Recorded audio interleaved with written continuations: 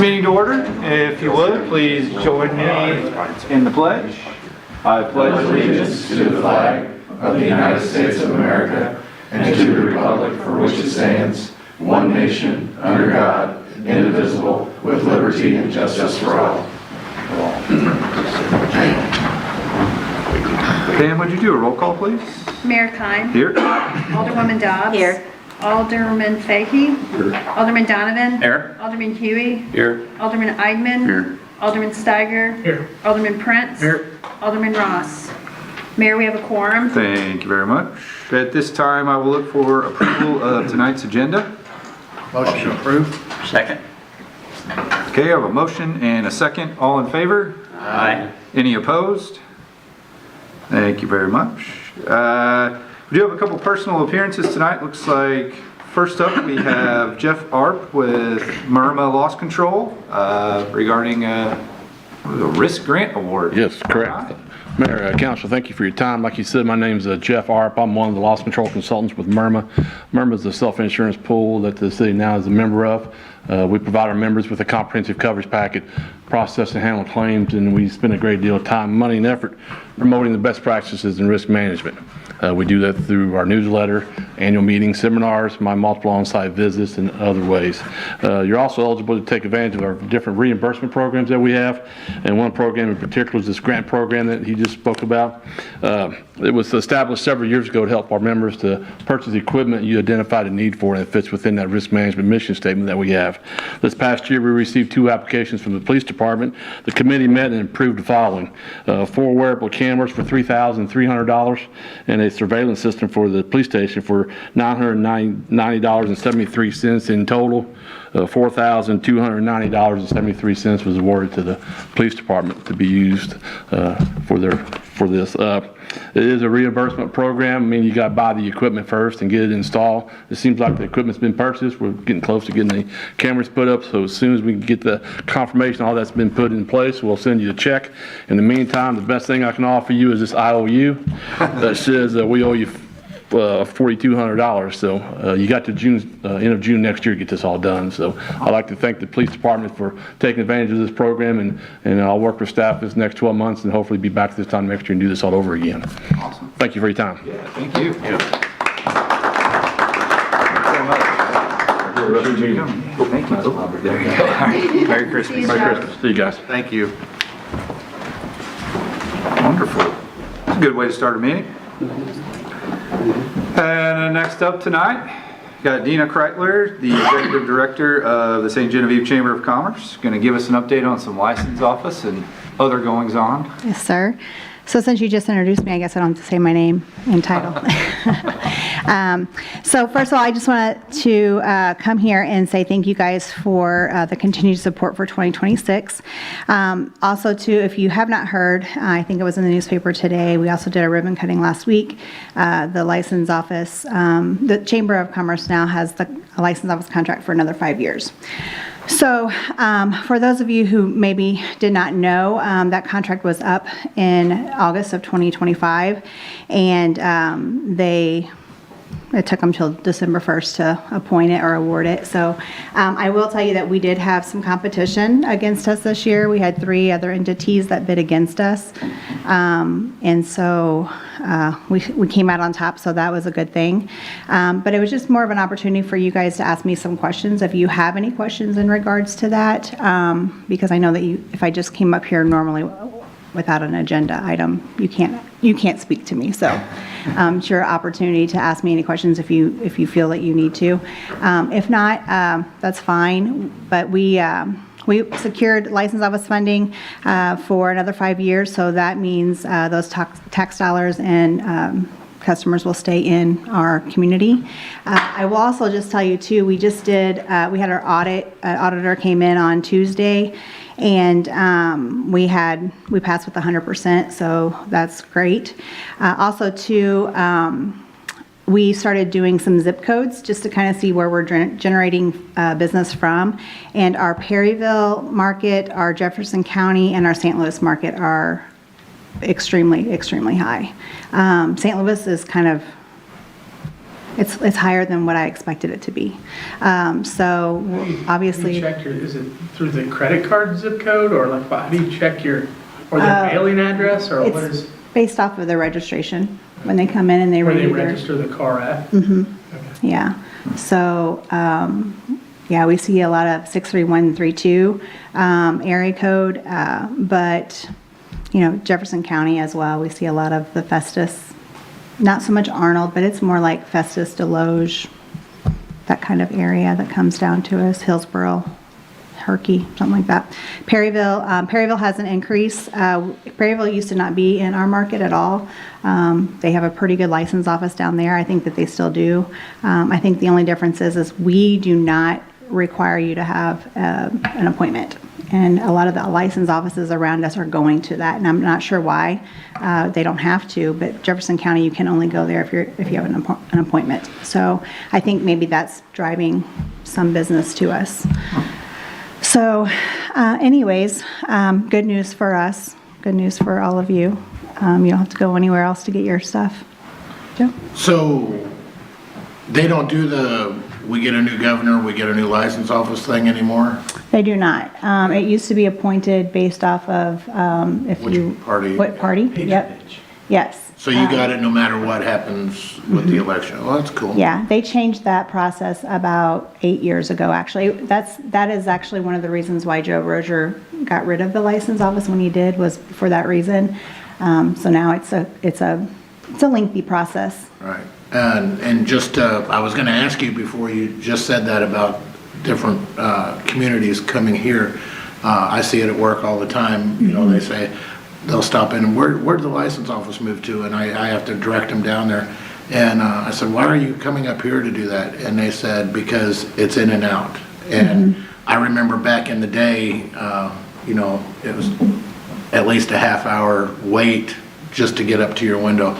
I've never, not your window, but I've never had to wait hardly ever since the chamber took it over, and it's actually not like going to the dentist like it used to be. And I just want to commend your team on Thank you. what a good job they do.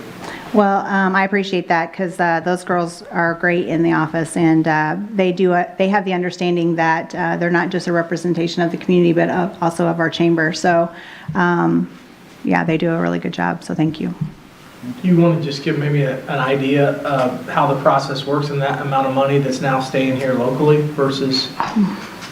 Well, I don't really know. I mean, as far as the amount of money that stays here, I don't have that figure off the top of my head, but I would venture to say, so part of our contract is with the state, we are bound by it. We did this the first 5 years, and we're also doing it this contract round. 75% of our profit has to go into a chamber foundation, and that foundation is earmarked for community betterment, scholarships, festivals or promotions, things that typically a chamber doesn't really do, you know, outside with their own general funds. And so over the last 4 years, because it took us a year to get that established, over the last 4 years, we've been able to generate and give back to St. Genevieve community in some form or fashion $21,000. So that's promotions, that's festivals, that's scholarships, community betterment type things.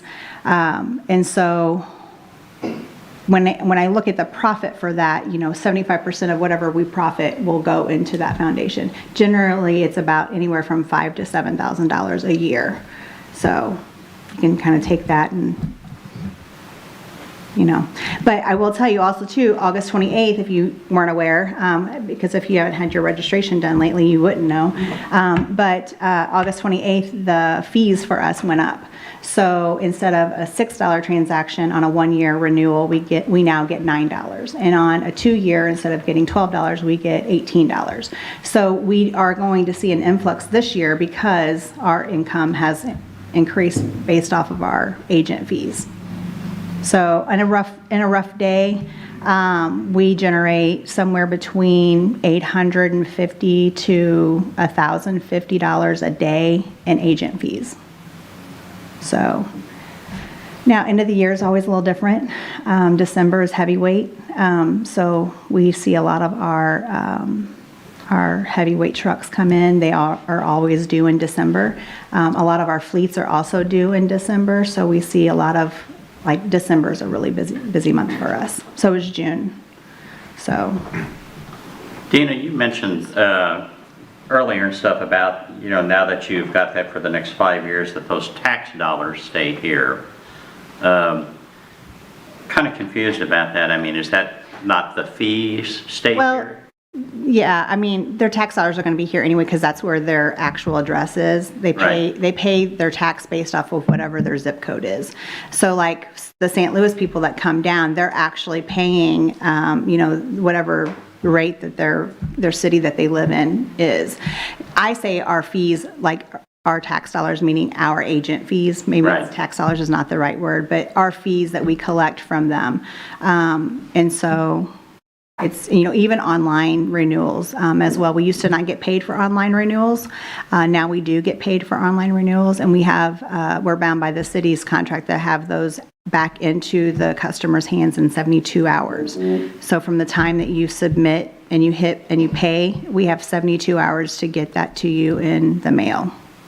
So you mentioned St. Louis people coming down here. I thought the policy before was you could only go to an adjoining county. You can have your license renewed or your plates renewed in any DMV in the state of Missouri. Okay.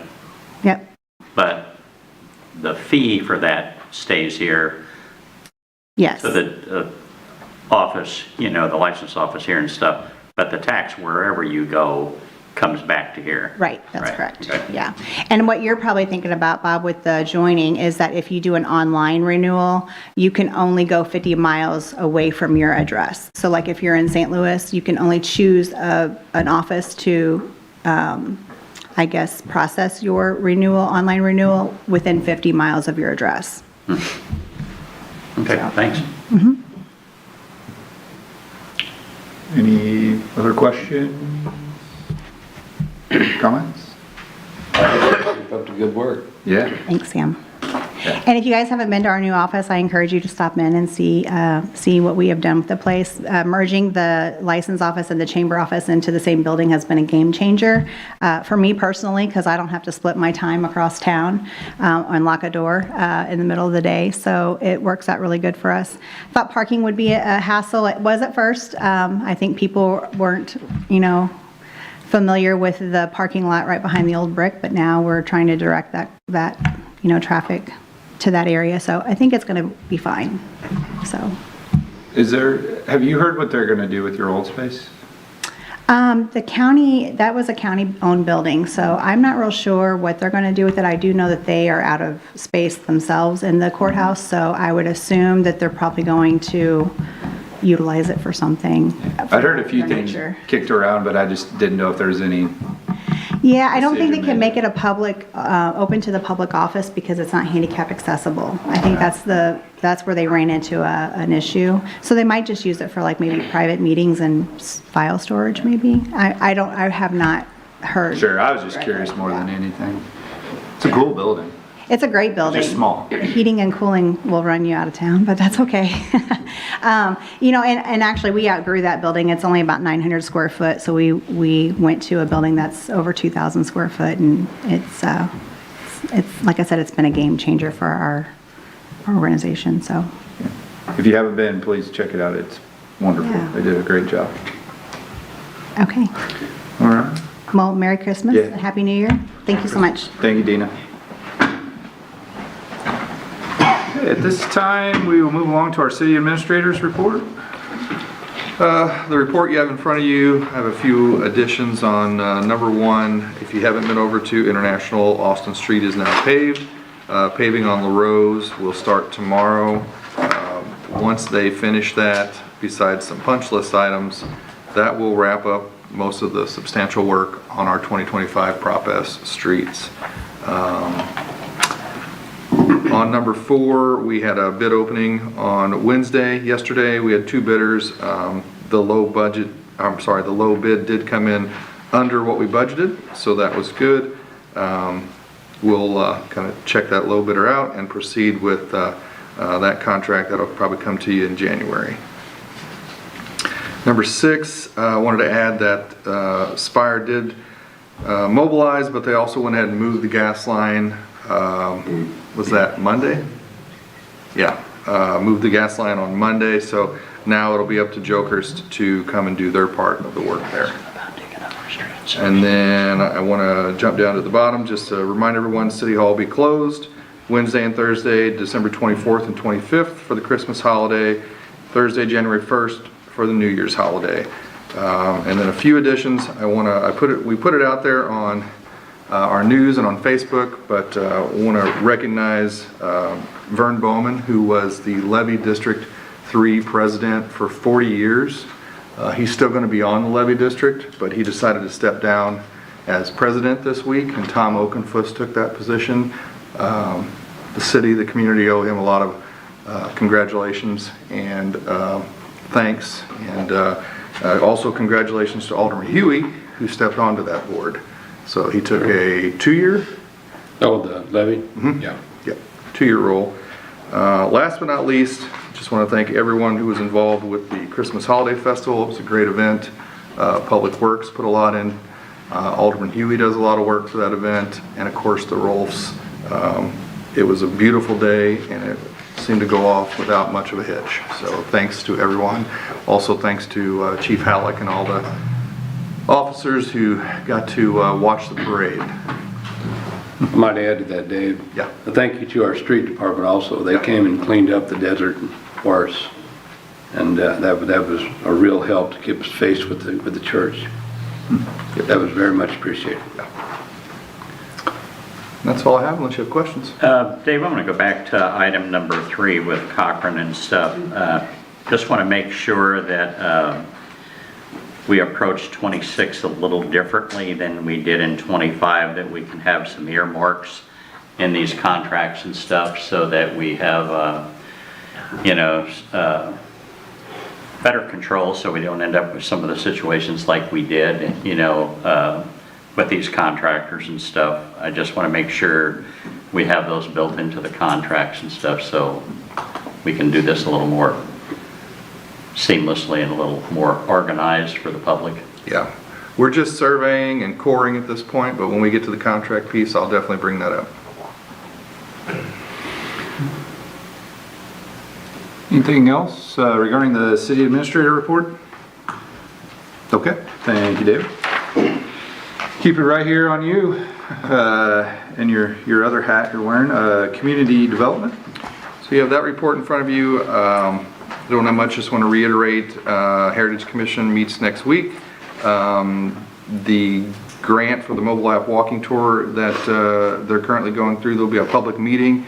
Look for that in either January or February, where we'll get some feedback on the properties that'll be featured on that tour. Underneath comprehensive plan, we'll get the annexation committee back together tentatively in February. I'll get more information to you on that as we get closer. On the back page, I wanted to just give you an update on the ferry. Just the only update is with the level of the river is not operating as of tomorrow.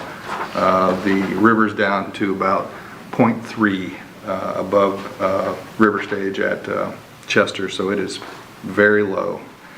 That's really all I have, unless you have questions on those things. On the back side of the page, the improvements to the ferry landing. We haven't ever paid a lease up there, have we? So that was all, the improvements that the Rotary was looking at, Right. and that I was helping them work through for the past 18 months, is not going to be able to happen. Yeah. So I continued that kind of chain of information there because we supplied them with some funds, so I just wanted to keep you updated on that. But the improvements to the parking lot, perhaps some landscaping, it never got past getting approved by Union Pacific. Big surprise. Yeah. Having dealt with them before. Yeah. Any other questions regarding community development? One other thing, Dave, under code enforcements, hopefully next year we can readdress, a couple of the issues of some properties around town that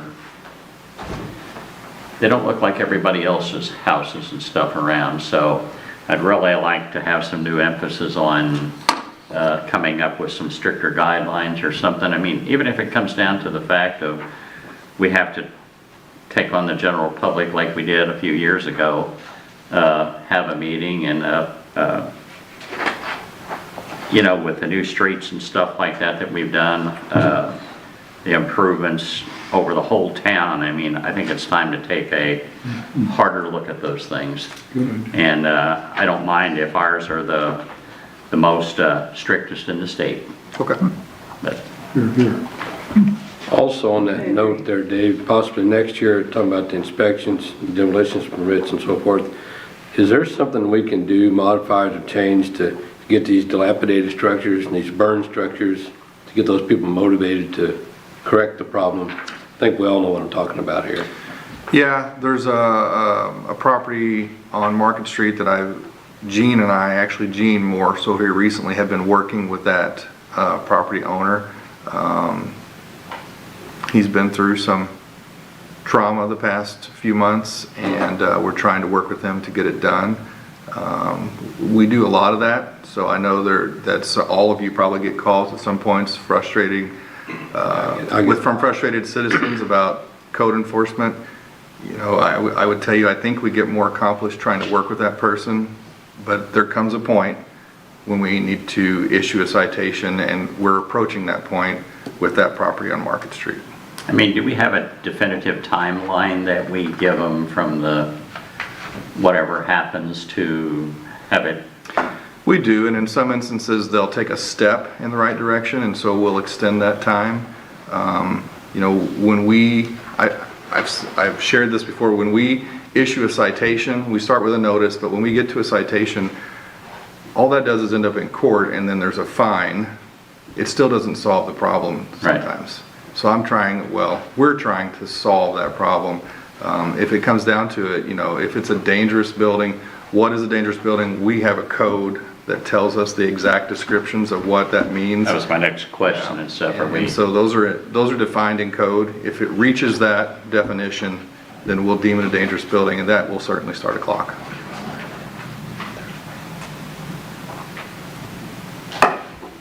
Any other questions? Okay, thank you, David. Next up tonight, we have Chief Howlett, Police Department. Good evening. Everybody's got my report. I don't really have much to talk about. We've just been closing out grants, doing our purchases, and that's about it. So.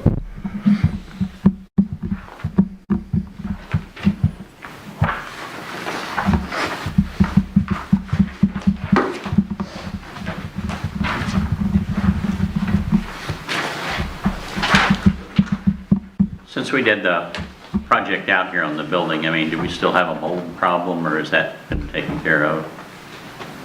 What project? What building? Out here in this little building. Before your arrival, the garage had mold. Oh, I'm sorry. Yeah. Well, it doesn't now, so. Right. Well, that's a good sign.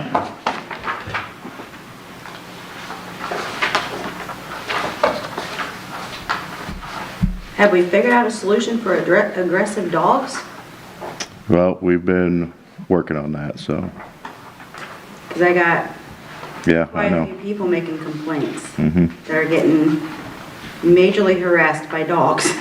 Yeah, well, we've also addressed that pretty good, so there shouldn't be some issues should already be taken care of. Can you keep me informed on what's going on with that? So I can inform them too. I can talk to I them. let you know some of it. Yeah, I appreciate it. I know we have a cart policy here in the city limits and stuff, the 2-year thing and stuff, but I see a few of those coming through town here that I don't see, you know, the slow moving thing, or I try to find the little tag. The triangle? Pardon me? The orange triangle? Well, they aren't the slow moving, you know, orange triangle, or the cart tags and stuff. I mean, do you ever check any of those? if a violation ever occurs, they mess with it, but mostly they've been dealing with some other stuff. We've been pretty busy actually back there, so the carts, we've addressed it. They've actually slowed down a lot more because it's getting to be winter time now, Right. but that is something they've been kind of looking at doing anyways. They've messed with a few of them already, so. Because I know, isn't the county no longer requiring? Yeah, seems So- like contradictory to Yeah, safety and all of those things and stuff, but I just noticed a few of them, no turn signals, things like that. some of them don't have turn signals on them, so Right, but we require them to, if they are the make model that have them. right? Yeah, if you, like, some golf carts don't have, Yeah. you're not required to have Nope. taillights or brake lights and headlights, but not turn signals. You got your arms. Yeah, that's what hand signals are for.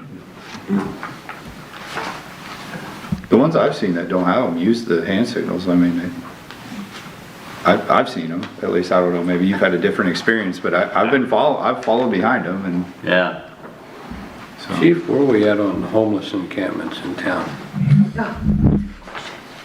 Get rid of one, you find another one, so, I mean, Do we have, we've been dealing with a couple of the locals that have been bouncing around everywhere. We haven't seen them in a while, so, if there's more that we don't know about, that's something that we need to be addressed to us, so that way we know, so we can go take care of it. I see a couple people at times, and just because they have backpacks, they come down Chadwell, they cut across the back of the Union Hall, they follow the creek down somewhere, but I don't say so, I don't know where they're going, but somewhere down They there. wander, and we can't just stop them for walking down by the creek, Right. So, if they end up in a parking lot or on someone's property or something like that, then we get notified and then we go address it and take care of it the way we need to. But if there's something that we don't know, if someone's hiding somewhere, got a tent stashed up somewhere, we don't know about it until someone lets us know, so. Any other questions for Chief? All right, thank you, sir. Next up tonight, we have our Tourism Director, Aaron Smith. Hello, everyone. I want to start off by talking about the Holiday Christmas Festival. I thought, what a wonderful event. I was out all Saturday, so got there, an hour before the parade, and then stayed out until 7:30, didn't go home. And yeah, that's one of those events that kind of renews your faith in humanity. It was great to see. I want to start by thanking Annette Rolfe for the monumental work she does throughout the year to get that going. And then, it takes a village. So you look and you see, Alderman Huey's out there running the parade, getting everybody lined up. I see Joe Steiger at Lions Club ringing the bell so kids will look at him to take photos. Corey is running up and down the street, taking care of things. And I think there's a lot of unsung heroes of that. And like I said, I stayed out all day, so kind of was the tourist for the day. And you all that action during the day, and then you get to night, and Brock Gibson has these little carriages running up and down the street, and we have the Christmas tree lighting, which is always so charming. And so it was just a full packed day of stuff to do, and I can't see how tourists didn't love that. We had 3,000 visitors. They stayed for an average of 122 minutes. So yeah, a little bit like right at 2 hours. 768 people of that 3,000 people stayed more than 2.5 hours. So that could be overnight stays and all of that. So it's a good portion, bigger than we see for a lot of events. Last week I went to Travel South International Showcase. This is one of those events that the state gives you a scholarship to attend, so they pay for your hotel and for the conference. I partnered with Hannibal to talk with mostly French and German tour operators, a good bit of Danish and Dutch thrown in there, which is great because the Dutch will be playing in the World Cup in Kansas City, so they'll be within striking distance of here. And I know that the state is going to be pushing people, tours around the entire state. So it was great to get out there for this. And of course, I like to stack functions when I'm out there. So I met with a lot of the Louisiana sites to talk about them helping us with our French Heritage events and bringing people up here. St. Martin Parish talking about bringing up a Cajun band for the French Heritage Festival, and then also bringing us down there to table and to cross promote. And I think that makes a lot of sense. I look at the stuff that we do with McDaniel's, and the overnight markets that we're going to, Tulsa, Oklahoma, and Omaha, Nebraska, and you go, what sort of tie or what's the interest that's going to bring them here? You know what I mean? But then when you look at a place like the New Orleans metro area, you go, oh, if you can say, hey, here's this little gem of French heritage that you didn't know existed. And that's a big interest for people, and I think we could maybe get more bang for our buck in those areas. So yeah, overall it was very good. I also learned that visitation nationwide is down 7%. That's not just international visitation, but our visitation in St. Gen, as you saw the numbers last month, is up 4.5%. So that's very good. Been working on the Missouri Main Street Connection, forming that board. Basically, we have a steering committee that TTC has appointed. We'll be working through forming that board, and then what will happen is Missouri Main Street, once we have the board formed, we'll come in, train that board on their methods, and then they will build an economic development plan for St. Genevieve. And then I meet with Jasper Paul, the agency I picked out of St. Louis that'll be running our UGC PR campaign, and that'll be on January 7th, so we'll get all that. A lot of good stuff coming down the pipe. Any questions, concerns? A little tough to ask this, but I have to. With all the success we had at the Christmas festival, and all of the questions beforehand that came up, what can we do to prevent that? I mean, how can we get this? This is a big deal. How can we make this more seamless? And that's, to think that might not have happened.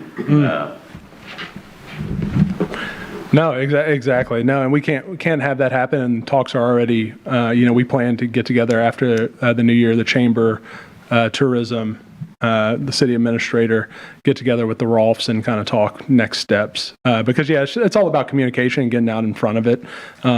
It's not something that we're going to let die. I'll say that. So no, we're just going to get out as early as possible and talk about it. But we had such a good year. I mean, I think Annette's already renewed in her sort of zeal for doing it. I mean, I don't know if it was because of the stress. The day was brighter, and of course the weather helped, but there was just something about it. I was like, man, you just wanted to be out there supporting it. So, and the shops were packed all day. And what was interesting, we talked kind of philosophically about what was interesting. Jour de Fête's our most successful festival, but there's vendors lining the streets. I know the shops do well, but what was interesting is this is one of those festivals where there's no vendors on the street. So all of the people that are there are packing the stores and buying locally, and interesting thing, It's not so much for the adults, but all of the kids and seeing their faces and stuff. I mean, I just hate to lose this over insurance something. Yeah, and for what I know, Dave stepped in and you did, and the Ralph's what she does throughout the year. I mean, it takes a lot of time, but we need to do something to make this more seamless. Yeah, no, and hopefully we won't have this conversation again next year. We're going to work to make sure that doesn't happen. There was a lot of stress created. Yeah. Coming down to the last minute like that. Yeah, agreed. Yeah, and what? It's because we switched to Myrma. Was that the reason, or just we had? I don't know. I mean, Myrma required insurance for the parade. Yeah, The right. event itself should also be insured. Okay. And that was part of the stress, I believe. Yeah, and I think that being kind of, we switched over, we learned kind of last minute. So again, now we had to do some triage there. But this, if we have to do triage again, it's on us. It's the second time around. So I don't think that's going to happen at all. I know I brought you some information from Farmington and stuff where independent business had their name on it, sponsored by the Farmington or the St. Francis Regional Chamber and stuff, but I don't know how that all works and stuff, but yeah, it'd be nice to get our heads together and get this thing seamless. Sure, and us bringing in a new organization like Missouri Main Street, that's the kind of stuff that's right in their wheelhouse as well. Sure. You'll have just one more organization that hopefully will get a really enthused board behind that's ready to take on these challenges, and that would probably be one of the first ones that gets talked about. All right, thank you. Yeah, absolutely. Thanks, Aaron. Last but certainly not least, got Corey Litteris with Alliance Water. Good evening. You got a copy of my report in front of you. A couple things I touched on. We were out doing crack sealing Tuesday and Wednesday. Weather cooperated, so we were able to get 4th Street, Cedar, and Fire District, the department over there. Talked with Dave, and he gave us the okay to go ahead and seal that for this year. We're doing a load of hot mix next week, weather permitting. Bones is supposed to pour or do a finish layer on Wednesday, so we're gonna get a load from them, close up all of our water leaks, raise a manhole on 9th Street, and work on them grates on Washington Street that we put cones in for now. So Spire has a gas line moved on 4th Street. They did not disconnect yet. They're supposed to do that today. I don't know what the holdup was, so hoping tomorrow, and then Jokers will have the go ahead on that. And SIC Cockrell will be doing concrete test on their cylinder tomorrow, possibly open up the 3 panels at the head of rapport at Point Basin, Rozier, and then on Brentwood. If not, it'll be Monday. And then that should wrap up that project. You said you were going to be doing some hot mix? Next Wednesday, yes. Right. That area I talked to about on Virginia Street. Yep, that's on the list. That one, Yeah. and then what about the one on South Gabourey is getting, or Chadwell, right off the concrete is getting real bad? That's, I can touch base with you and Care Center to see truck schedule and everything, but yes, them are getting cut out. I think your work with the streetlights have made downtown much more festive, the best it's looked since the snowflakes came down. Thank you. That's what I'll pass it on, I guess. On the crack ceiling, is there a temperature that you can't do that anymore? 40 degrees. 40 degrees? Yeah, we did it yesterday morning, and it started dropping out, so we went ahead and pulled off, so. Also, we have a check for $16,588 for the repair account to give back to the city from the Alliance. You're here. Getting more though. Don't spend it all in one place. First couple of years, we spent it all and then snow. Yeah. Any other questions for Corey? Street sweeper, is that all resolved? The heavy-duty bearings?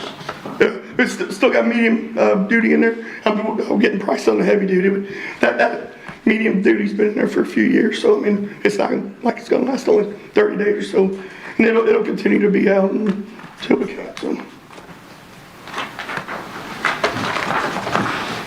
Corey, I want to publicly thank you for coming up and taking care of the straw. Oh, no problem. After the parade, that was very generous. No problem. Thank you very much, Corey. Appreciate all the work. Merry Christmas. Mayor, Yes, sir.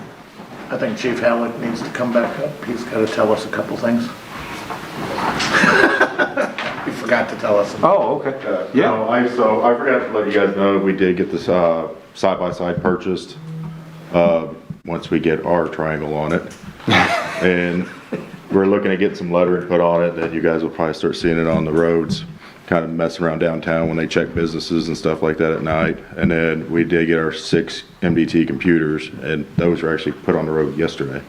So I did forget that. Thank you. Very cool. Thank you, Chief. Yeah, it concludes our staff reports for tonight, so we will open up the floor to public comment. Okay. I don't think we're going to have any public comment tonight, so we'll move along to tonight's consent agenda. One item on there, the resolution 2026-07. I'd like just an explanation of that. You want to pull it out? Sure. Okay. You want to To motion? approve consent agenda with the resolution 2607 pulled. Okay. Second. There we go. Okay, so I have a motion and a second to approve tonight's consent agenda with the exception of resolution 2026-07. All in favor? Aye. Any opposed? Okay, let's talk about resolution 2026-07. This is a resolution of the City of St. Genevieve, Missouri, authorizing the write-off of uncollectible water sewer bills from the city's accounts receivable. There's only one. There's only one, and if it works its way to here, we've tried all that we can to collect it. This is a property where there's 2 meters, one to the main residence, one to a secondary residence that's no longer in use.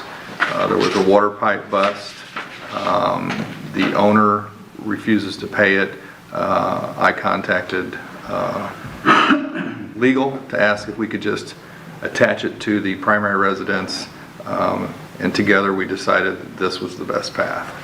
You said it was a water line bust, so this was a private water line past the meter? It was a service line, yeah. But it was on their side of the meter? It's not our water, it was their water. Right. Yeah. And how long has that been going on? When you say that, the leak or this? Well, that they've refused to pay this. April 2nd, 2025.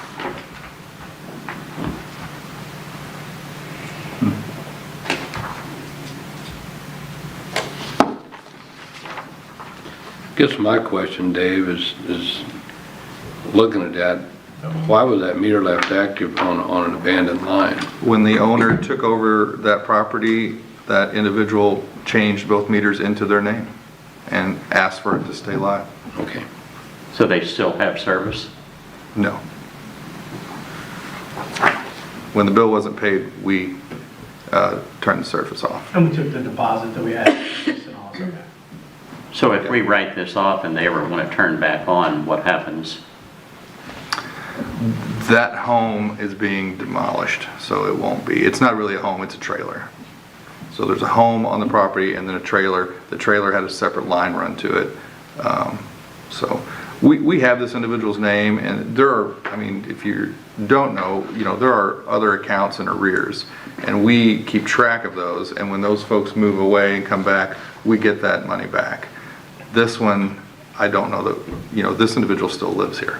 So we just don't have a way to collect it. And there'll not be another trailer, put there then in the future? Right, zoning would prevent that. Okay. So you said the house is being demolished, it's No, back. the trailer. Oh, the trailer. Yeah.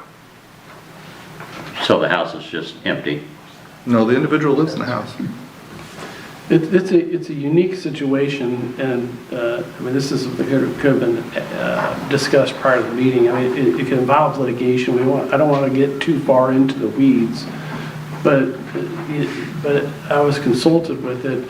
It's a very extremely unique situation where you have 2 parcels, one owner, but they're separate, a change in ownership, a leak, and so it was just such a unique situation. You could either pass this resolution tonight, or we can have discussions.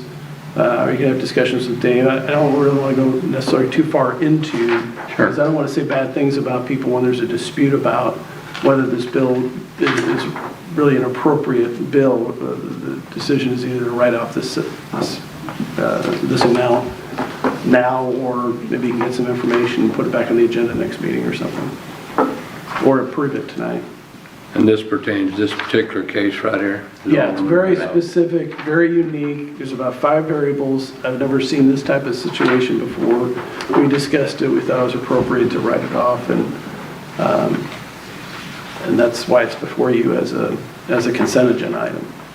What's the amount? $830.92. Move to approve. Second. Okay, I have a motion and a second for approval of Resolution 2026-07. All in favor? Aye. Any opposed? Okay. Thank you very much. I don't believe we have any old business to discuss tonight, so we'll move along to some new business. First up, we have a Resolution 2026-08. This is a resolution reappointing David Bova to the St. Genevieve Housing Authority Board. Move to approve. Second. We have a motion and a second. All in favor? Aye. Any opposed? Okay, thank you very much. Then next up tonight, we have a first reading of Bill number 4702. This is an ordinance authorizing the mayor to execute a proposal for professional services with Taylor Engineering to provide construction engineering services for a project to expand Crestlawn Cemetery. Who put this out for bid, I guess? We did. We're going to put it out for bid. This is the services. They're going to write the Correct. scope of work and. Correct. Motion to approve? Second. Okay, I have a motion and a second. All in favor? Aye. Any opposed? Okay, thank you very much. And then next up tonight, we have a first read. Yes, sir. So Taylor is going to put out the bid specs for this project. And they're charging us $5,000 to do that. Is Taylor allowed to bid on this project? I mean, I don't think they, Well, I don't think they have I a don't think they construction. do those services. Okay, so I didn't know if they could. also- Taylor's similar to Cochran. Yeah. Right. I didn't know if they could do the engineering work for the project if they set it up in such a way. I was just curious how that worked. Okay. So they'll do all the engineering work, and we're just hiring the contractor from this bid project to to the specs that they designed for this project. Right, so they've already designed the project, now they're going to put it out to bid, and then once we take those bids, select a contractor, they'll do the construction services and inspection. They have designed this already? Yes. So now they're going to design the bid specs.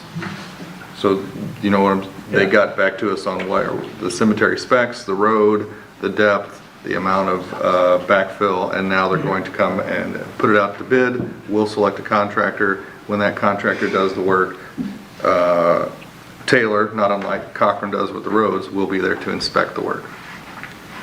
For $11,000 more dollars. Yes, sir. And this all comes Seems like out a of lot to fill a hole in, doesn't it? cemetery funds? Yes, this was part of a project we passed in the budget. Thank you. Yes. Okay, we passed the funding for the engineer, but we didn't pass the funding for the actual project itself, correct? No, the whole entire project was in the budget. And what was that dollar amount? I don't know off the top of my head. Okay. Yep. Okay. We got $100,000. All right, everybody good to proceed? Okay. First reading, bill number 4703. This is an ordinance of the City of St. Genevieve authorizing the mayor to enter into a First Amendment to the purchase agreement with McBride Land Growth LLC. Move to approve. Second? Okay, have a motion and a second. All in favor? Aye. Any opposed? Okay. Mayor, we do have another meeting before the contingency period expires, do we not? No, Is December 31st or January 31st? it's the end of December. I think it's actually January 1st. Yeah, it's a 60-day, is that what And it that was? was July 1st, so right around there when we signed that contract.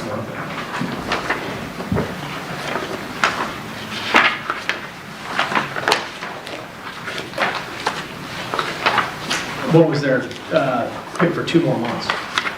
January and February. I think that's them, hoping, encouraging us to find that solution within the next 2 months. With the sewer and what else? That's the, Motion for a second reading? I'll second. I have a motion and a second for a second reading of bill number 4703. All in favor? Aye. Any opposed? Okay, this will be a second reading of bill number 4703. This is an ordinance of the City of St. Genevieve authorizing the mayor to enter into a First Amendment to the purchase agreement with McBride Land Growth LLC. Motion to approve? Second? Okay, I have a motion and a second. Pam, would you do a roll call, please? Alderman Steiger. Yes. Alderman Prince. Yes. Alderman Eidman. Yes. Alderman Huey. Yes. Alderman Donovan. Yes. Alderman Fahey. Yes. Alderwoman Dobbs. Yes. 7 yes, 0 no's, 1 absent. Bill number 4703 now becomes ordinance 4623. Thank you very much. That will conclude our scheduled business. Is there anything to discuss? Yes. This question kind of came up and stuff, and I'm not sure I'm not asking to rehash something we've already decided, but just kind of curious, and maybe this is a legal opinion. We ask our new administrator to resign from a school board, president and the school board.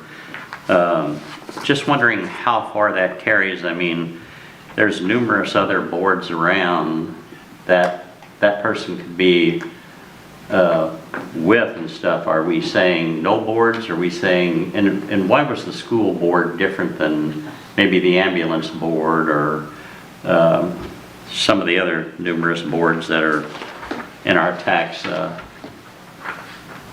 realm? Are you asking for my legal opinion? Yes. I'm not going to give it to you in a public meeting. I've submitted a written memorandum with regard to the legal opinion on that issue. And it can be shared. If you haven't shared it with the board, they can certainly get that, and I can follow up with any further inquiries, but I'm not going to address it at a public meeting.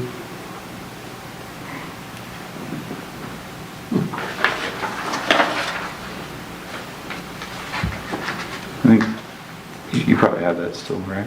I did. I shared it with the mayor, and then I sent you all an email not long after that explaining everything that Mr. Bishop stated.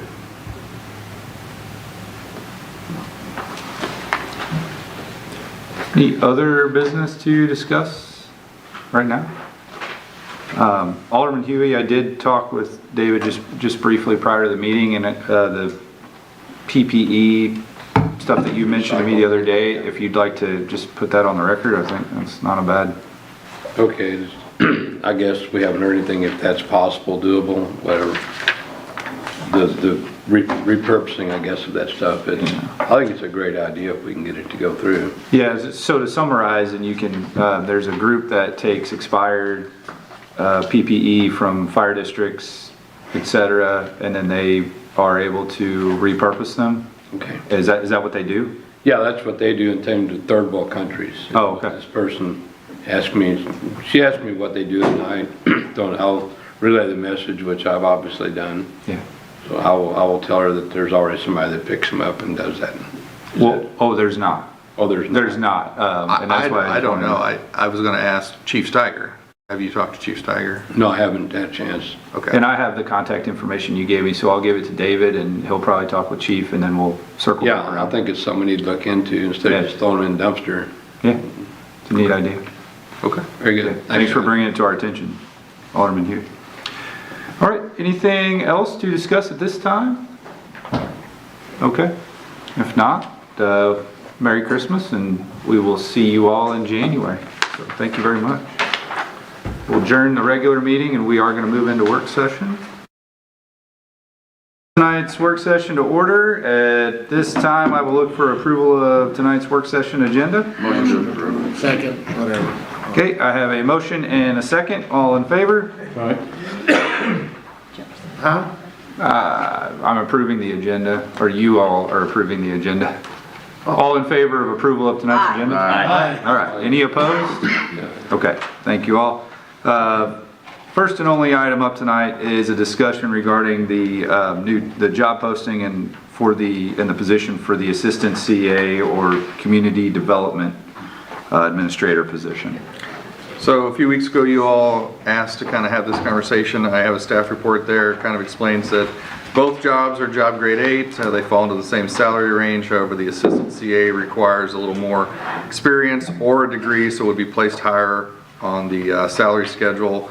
The assistant CA's job description is a little more lengthy than the community development, but it's basically the same one with added duties. We've budgeted for our second part-time building inspector once our new subdivision goes into place, so that will certainly help with that workload. So my recommendation is to post and hire a community development administrator as soon as possible, and then dependent upon quality and quantity of applications, if we don't get what we want, we can post for an assistant CA. Why don't we post for both at the same time? Well, I can certainly, we're going to hire one person, but yeah, we can post for assistant CA / community development. Yes, sir. So, Or just two different ads? A lot of them, I don't know if they, where you post Indeed and, Website and see what we get from there. Probably MML. yeah, what's the other one? okay, you didn't have your hand I didn't know this was a class trap. We had previously talked in closed session on that, and then we got no, but how many times, Dave, when you were in that position, I know of one over in St. Jude where you and it may have been Gene, I don't know who was before that, may have been Jimmy, I'm not sure, went to a residence in an unmarked car, which we have marked cars now, and the homeowner was kind of startled that you were walking around their property, or maybe it wasn't even you, but that the building person was walking around their property. Most municipalities have code enforcement officers, and I brought this up the last time about having a code enforcement officer that is actually able to write citations based off city code rather than, and they would be commissioned through the police department but work in City Hall. That way the police department is not having to task that, or as you alluded to earlier, that we send out violation letters, which they're kind of citations, but they're not. They kind of pose as citations, but they're not. And just to clean up the waters, would having more of a community development / enforcement or code enforcement officer, I'm not necessarily for the assistant CA. We created that position, for the reason we did, to get you into that position. We've never had the assistant CA position before, and I'm not sure that we need it going forward. I'd rather see a code officer / community development position and go that route, because I think some of the letters we send out posing as citation letters, when that person doesn't really have the authority to write a citation without being a commissioned officer, correct? And I think it muddies the waters that, and I've seen some of the wording of them, they're effective, but when's the next time, at lower part of St. Jude, I think you know who it was, he come out with his weapon. It wasn't pointed, but he came out with his weapon because they didn't know who it was. I don't want whoever we put into that position to go knocking on doors, to go doing this or that. I think that's a huge liability. I think it needs to be a commissioned officer that is doing some of this stuff. And we've been lucky so far. I mean, kudos to the job you and Gene do, whatever. Anyway, but, you know, I think it's time that we need to streamline that and have a code enforcement officer / community development position. So I've talked to a couple of communities that have, similar to what you're talking about, a part-time code enforcement officer. I've talked to 5 communities. That position is typically hard to fill and hard to keep filled. There's another community out there that has a post-certified officer who... What is post-certified? So they can issue citations. It's basically an officer. It's a police enforcement Commissioned officer. And he does code enforcement, and then in the winter, some road patrol, and answers to the kind of a chief of police and the city administrator based on what work he's doing at that point. That's a whole new position that we'd have to create and budget the salary for. I know that we've talked tonight about, you know, there are some dilapidated properties out there. I think those properties are in every community. And I think what we do works for a 5,000 population community. But if you all want to create a position, whether it be, you know, a post-certified officer or simply, it would have to be if like you're mentioning, you want them to issue tickets, then we need to maybe extend this conversation, you know, to a different conversation. I don't think the position would be very hard to fill. You know, somebody that is retiring from, you know, the day-to-day road work and wants to still be involved. I mean, you're probably not going to get anybody out of the academy young and wanting to do the patrolling and stuff. But somebody that's, you know, ending or coming to the end of their career as full-time status, I don't think it'd be that hard to. I'll chime in on this. So I like the idea to a certain degree. I've actually mentioned it a while back to Dave and Happy. It would kind of help take the workload off of him a little bit as far as sending out these letters, everything like that, because we keep track of everything on our end. So if we were to do, say, a code enforcement officer, when we send out letters or talk to them about their stuff, we have a report on it. Like, we do reports on it and take pictures, like pretty much on everything we do. So if that was the case, instead of somebody else doing it and then coming back trying to find us to go get a ticket issued, we're already doing it. Like, we're already ahead of the game and we're just out there doing it.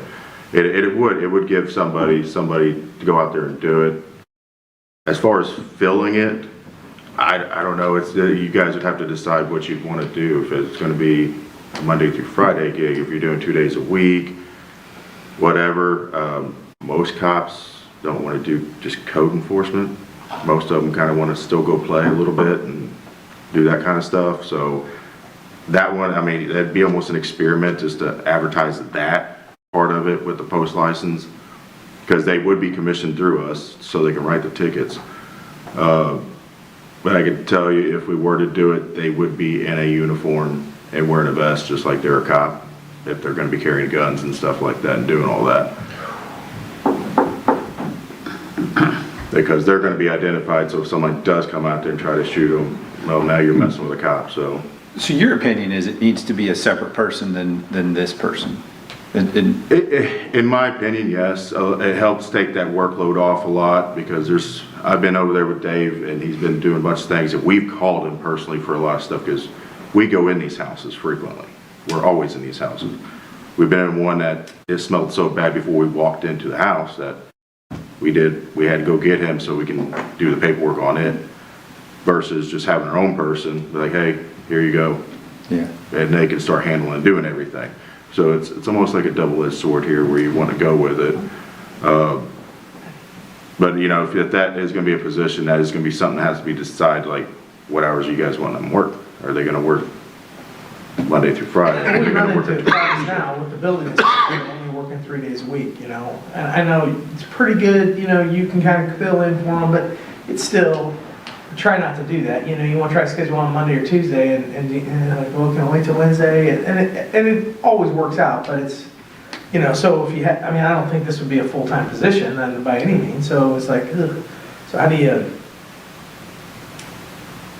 I will tell you, and Chief can chime in on this, the couple of city administrators I spoke to where it is a post-certified officer, they have other duties, obviously, and this city administrator has been a city administrator a long time, and, you know, his words were, you know, whereas we're going out currently and working with property owners to try and get things resolved, and it's not a perfect system by any means, this individual is more charged with going out and talk to this person, but then if they don't get some sort of immediate resolution, there's a ticket, there's a citation.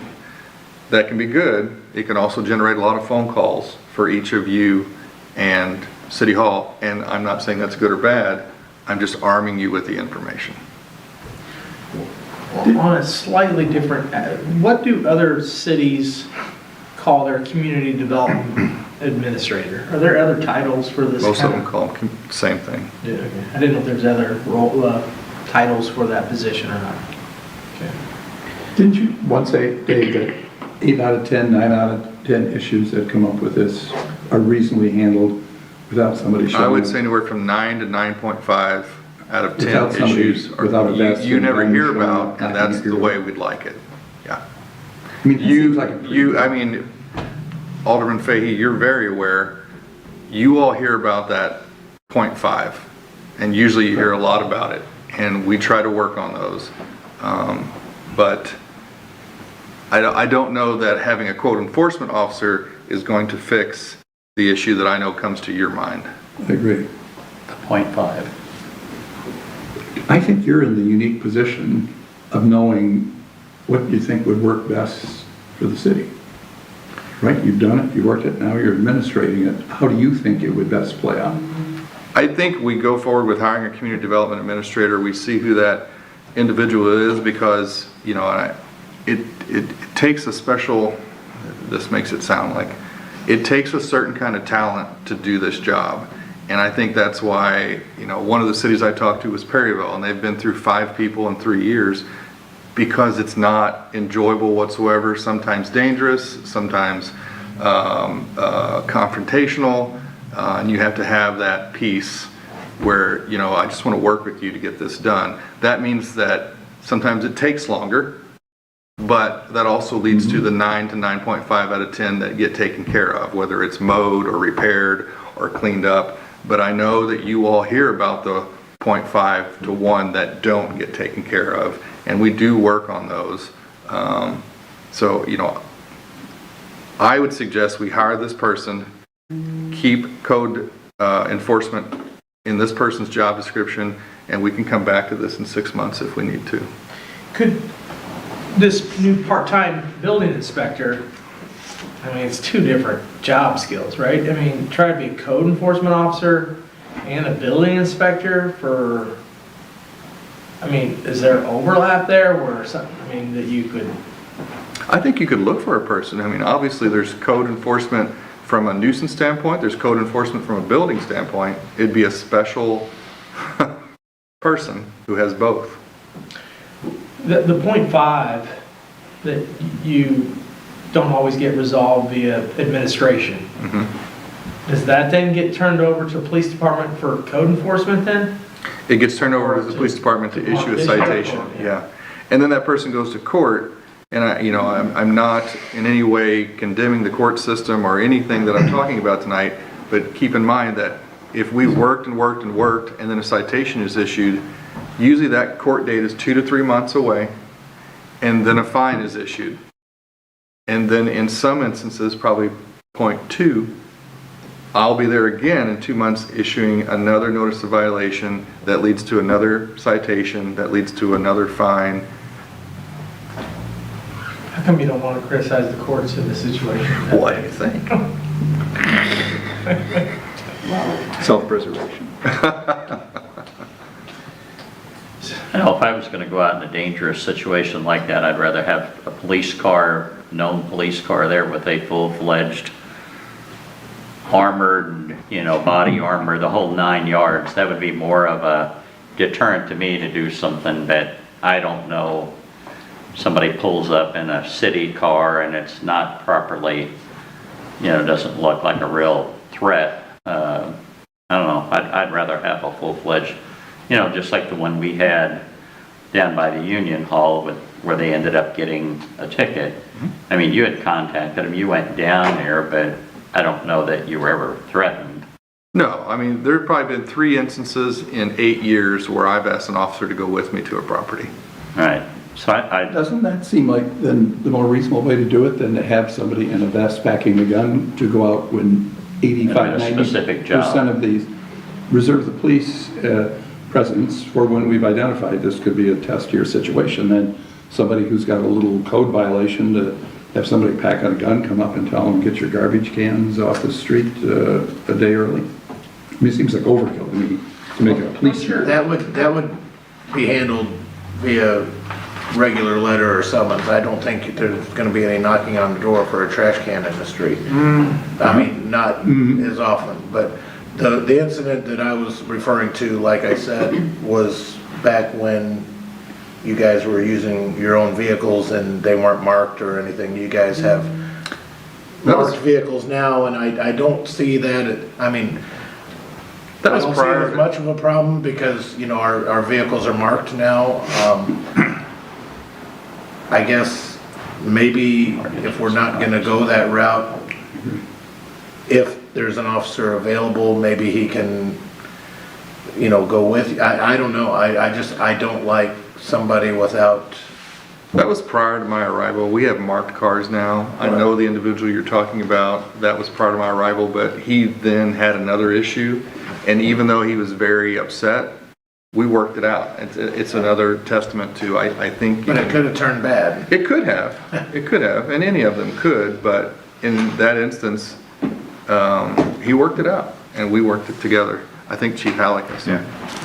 I mean, so some of these, a lot of communities, the cops have to enforce this stuff anyways. Like if you go to smaller towns, they have like very limited people. The cops are the ones that have to do all this. So just because an officer has a vest and a gun come up, say, move your trash can, they're not going up there banging on the door, kicking it in, full riot gear, and say, hey, you need to move your trash can. Usually they go up there and say, hey, ordinance, you gotta move your trash can, it needs to be moved or I have to give you a ticket. Having the officer, in my opinion, having an officer to do this, one, you have someone that can have, if they're working part-time, say they're working 2 days a week, you got someone that's riding around doing all this at these houses that you guys want to restrict all this stuff. So if you want somebody, if you're wanting the town to be cleaned up or dealing with cars or dealing with whatever, if you hired somebody that's attached to the department, that's their sole job. So they're gonna be riding around doing all that all day long when they're working. Versus getting complaints, say they're coming in today, if you get one complaint, then you gotta go deal with it. And it's probably been an issue for 3 weeks versus having someone riding around and they're already handling. Yeah, So you guys know the department's very proactive, so. What, would City Hall still be able to send that code enforcement officer infractions or addresses or things to go check on?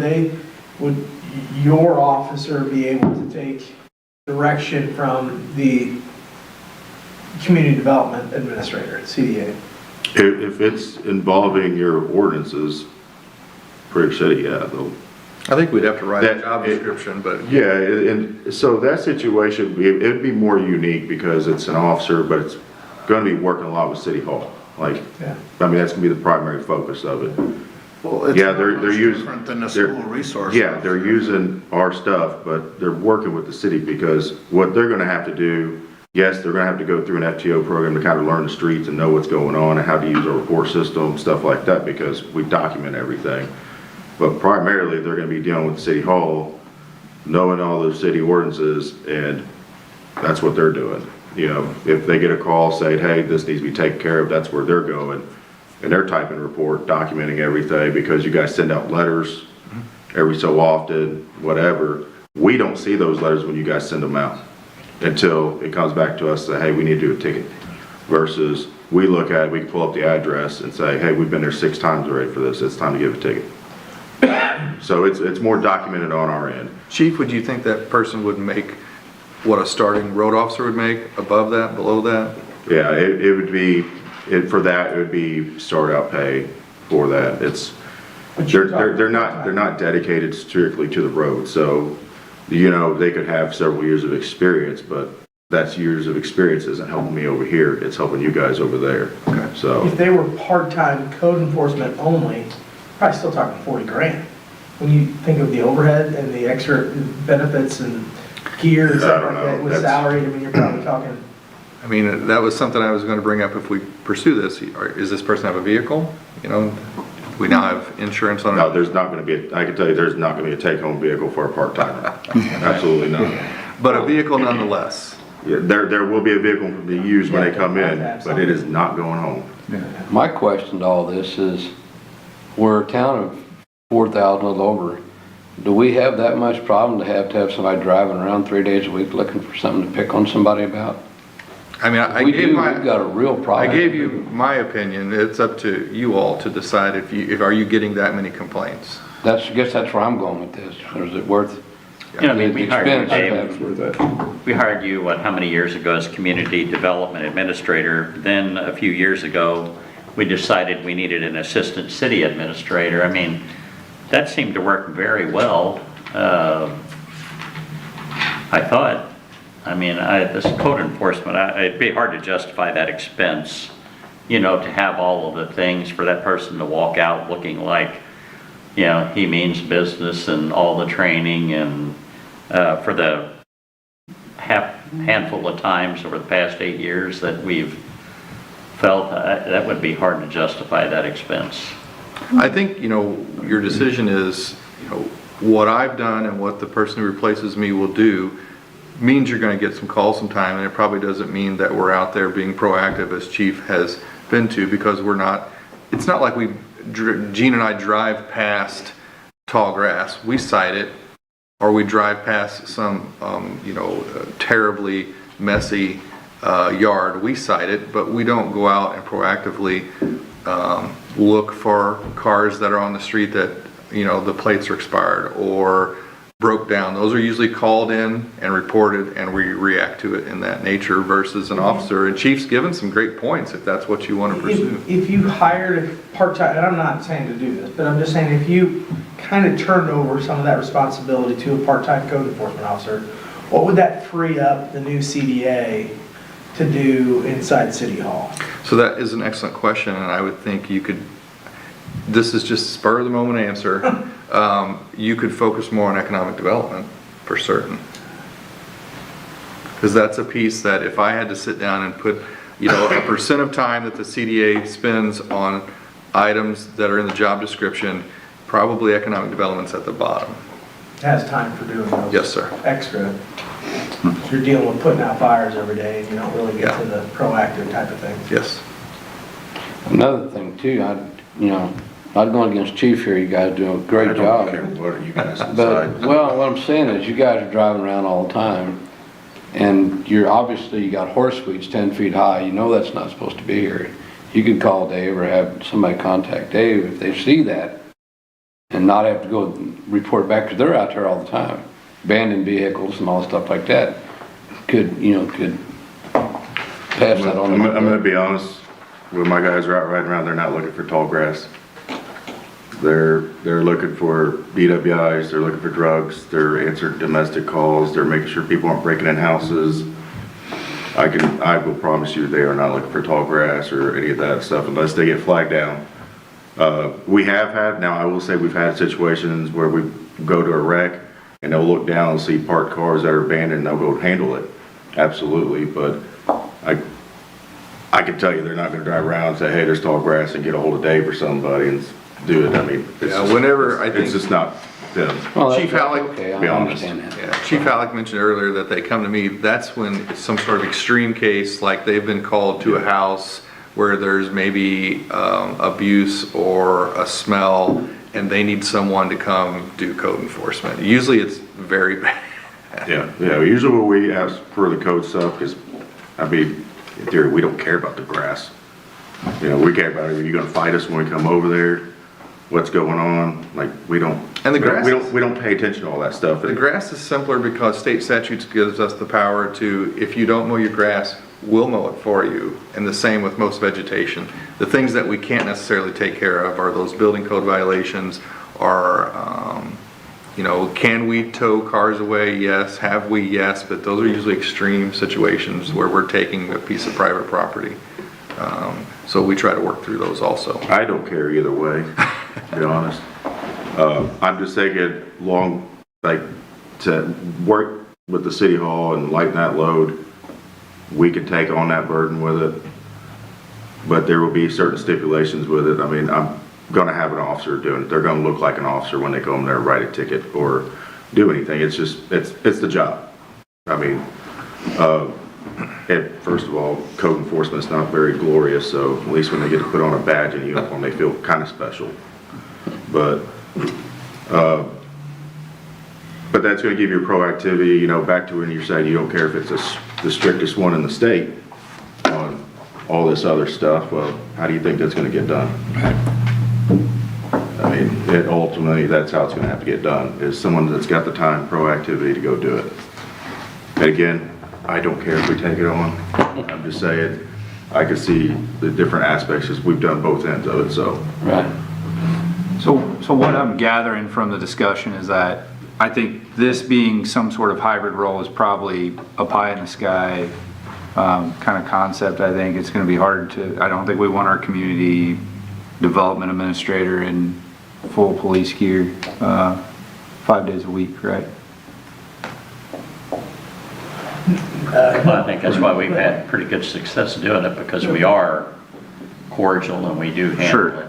So just to kind of refocus then the conversation on the agenda item, because I mean, I think we can talk about code enforcement, and I think that's okay to continue that conversation if we feel like it's a necessity. And then, but I feel like it's probably, Chief, I mean, I assume you're thinking of this role as a dedicated role, not as a hybrid role. No, it'd be a dedicated role to do that. Okay. If you got, like I said, if you're wanting it as strict, you know, to even bounce off like the dogs, like you're gonna have somebody that's gonna be handling all that stuff. So if it's a dog call, which we've been dealing with, that's something they're gonna have, they're gonna be dealing with all the time.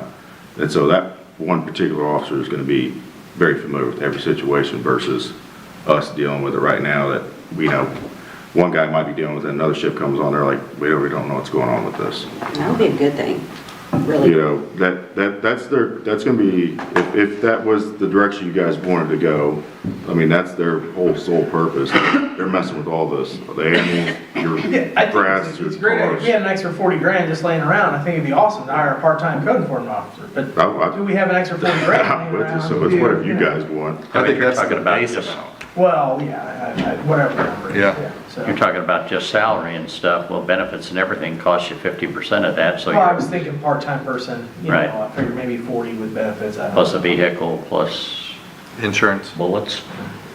But have bullets too, don't you? They'll give them one. Give one, a rubber one. I have to shoot a dog with it. Okay, so I think we continue that discussion and maybe situations or circumstances will dictate maybe the need for that role. And obviously, a community development administrator could come in, the new one, and decide that they're really gonna go after some of these things, and maybe that necessitates a dedicated code enforcement officer.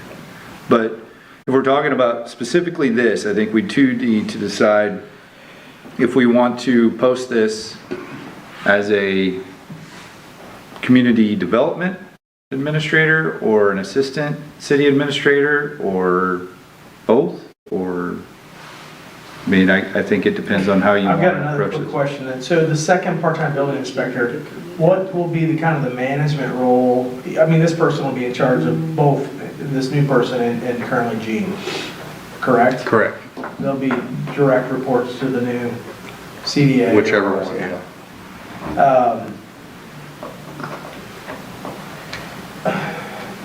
What kind of, any help that the building inspector will be able to take off of this new person's plate so that they can do more community development activity, including economic development? I think so, when this happens, but there'll also be, right now, as I think of it, yes, but if McBride starts building, 20 to 30 homes at a time, then that workload is going to, quadruple what it is right now, so that person will have more work to do, but it's a possibility, absolutely. What are our inspection fees enough to pay for them going from part-time to full-time? Well, current building inspector's not interested in going full-time. No, but like this new person, if McBride kept them busy enough, are the fees involved in inspection? The one we have now is just one-time shot and. Well, about a year ago, when we adopted new building codes, we adopted new permit fees. Okay. Yes, so they are more. Why are you looking? Because you look like you had a question. Well, kind of. Obviously, you know the job, you know what it entails. Do you have anybody in mind that would be a good fit? For Whatever. Community development. Either one. some names have been given to me, but I don't personally have anyone in mind.